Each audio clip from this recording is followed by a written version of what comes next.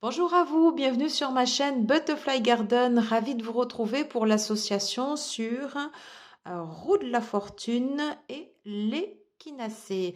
Alors, avant de commencer sur l'association des plantes, je vous propose qu'on fasse un focus sur l'énergie, ce que véhicule l'archétype de la roue de fortune. Alors, vous pourrez constater que cette carte n'est pas la carte du Shimmering Veil Tarot de Celia Conway. Je l'ai remplacée par la carte du Painted Tarot de Sophie McKnight parce que j'ai eu la malheureuse surprise de voir que j'avais plus cette carte dans mon jeu et je suis bien emmerdée. Voilà.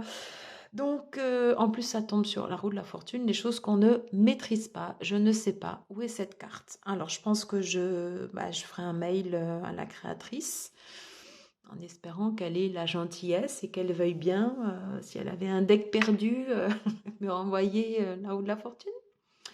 Mais écoutez, on verra. Voilà, laissons faire les choses puisque je n'ai pas de prise.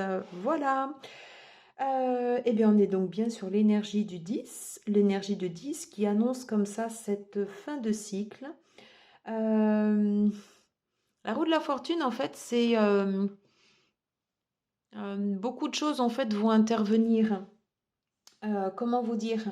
Le 10, en fait, voilà, ben, c'est comme le rond. Ben, écoutez, voilà, c'est ça, en fait. C'est l'énergie de l'eau, comme ça, ben, qui est en mouvement. C'est quelque chose qui est cyclique, quelque chose qui ne s'arrête jamais et qui peut, des fois, comme ça, en fait, se répéter. Donc, c'est pour ça que, des fois, ben, on va l'associer, en fait, d'une certaine façon, en fait, au karma, à des cycles qui se réitèrent. On a la possibilité, nous, avec notre libre arbitre, de pouvoir influer comme ça sur cette roue de par les actions que l'on va entreprendre, mais pas totalement quand même, parce qu'on n'aura pas intégralement la main, parce qu'il y a un univers en fait, ben justement, qui s'appelle l'univers, qui rentre en jeu et qui va mettre sur notre chemin des choses dont on a besoin. Bah, peut-être que je sais pas, c'était la fin pour moi là pour ce deck et qu'il fallait que j'en prenne un autre. Mais ça fait quand même partie de mes chouchous. Voilà, pour la petite digression. On parle en fait de lâcher le contrôle parce que de toute façon, on n'a pas le contrôle. Et comment on va pouvoir revenir en son centre, puisqu'à chaque fois, vous voyez, en fait, ici, on a des représentations de roues dans une période comme ça d'inconfort. Voilà ce dont nous parle roue de fortune. Elle est associée également à l'énergie du Sagittaire, qui est un signe mutable. Le Sagittaire qui a des capacités à pouvoir s'adapter comme ça au changement, voilà, et qui va s'ouvrir à, à quelque chose en fait de plus grand que lui, vous voyez. Qu'est-ce que j'avais noté d'autre? Euh, Ouais, c'est comme si j'ai plus les mots là du coup. Le Oui, c'est ouverture en fait à ce dont on n'a pas le contrôle. Voilà, il y a l'idée comme ça en fait de lâcher. Mais avec roue de fortune, donc on s'adapte comme ça au changement. C'est associé aussi à Jupiter, donc le mouvement des cieux, donc le changement, l'abondance. Rester optimiste dans ces changements. Voilà. Cet arcane va être associé également à la maison 9. La maison 9, on nous parle de tout ce qui est voyage, d'élargir son esprit, d'apprentissage, de spiritualité. En fait, on parle d'ouverture, d'être guidé en fait dans l'incertitude et d'accepter de se laisser guider dans l'univers. Parce que dans cette carte, il y a ce qu'on va faire, mais il y a aussi la part de l'univers qui est importante, qui rentre en ligne de compte et c'est ce qui fait que nous n'avons pas de contrôle. Je vais tout de suite sur la plante, l'échinacée.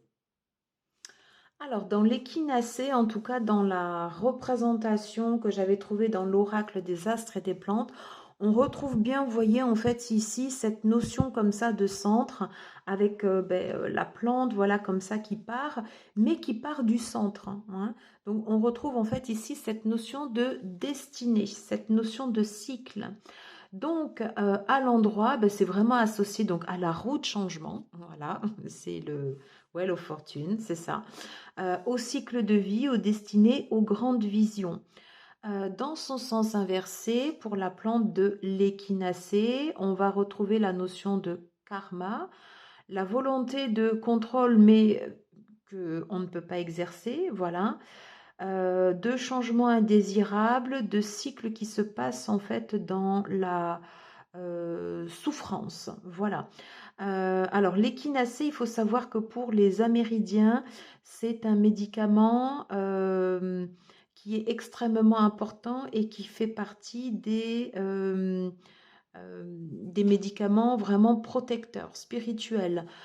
Pour les tribus Navajo, j'espère que je prononce bien le nom également, ça fait partie en fait des 40 plantes en fait les plus utilisées pour les rites de guérison.